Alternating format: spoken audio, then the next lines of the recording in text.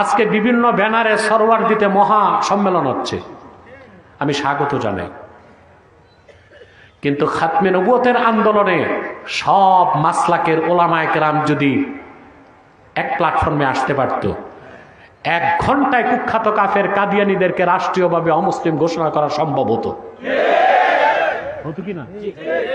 তা আমার বুঝে আসে না। আগে যারা করলেন ওনারাও করলেন গাজার জন্য, স্বাগত জানাই। আবার যারা করবেন তাদের জন্য দোয়া করি সফল হোক। তারাও করতেছেন গাজার জন্য।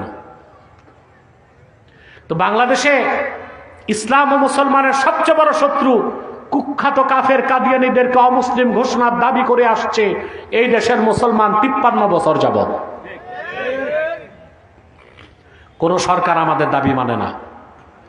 কেন এই একটা ইস্যুতেই সবাই এক হইতে পারি? কথা বলে না। জনপুর, ফুরফুরা, ফুলতলি, বদরপুর, আহলে সুন্নাত, ওলামায়ে দেওবান, কওমি সব এক হইতে পারে, এই একটা ইস্যুতে পারে না? সব যদি এক প্ল্যাটফর্মে চলে আসতো তাহলে 1 ঘন্টায় কাদিয়ানীদেরকে অমুসলিম ঘোষণা করা সম্ভব হতো, ঠিক কিনা বলেন? এই ইস্যুতে স্টেজে ডাকলেই ফতুয়াবাজি করে, কই উনি ওহাবি, উনি বেদাতি, উনি দাতি, উনি লম্বা টুপি, উনি গোল টুপি, উনি পাস করলি। এটা হচ্ছে ইবলিস শয়তানের সবচেয়ে বড় চক্রান্ত। আর যারাই এই বিভেদ সৃষ্টি করে খাতমে নবুয়তের প্ল্যাটফর্মে এক হতে দেয় না,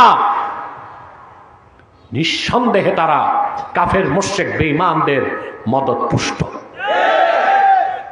আমাদেরকে একটা ইস্যুতে এক প্ল্যাটফর্মে আসতে হবে। রাজি আছেন? তাহরিকে খাতমে নবুয়ত বাংলাদেশ এই মিশন নিয়ে কাজ করছে, ইনশাআল্লাহ সফল হবে।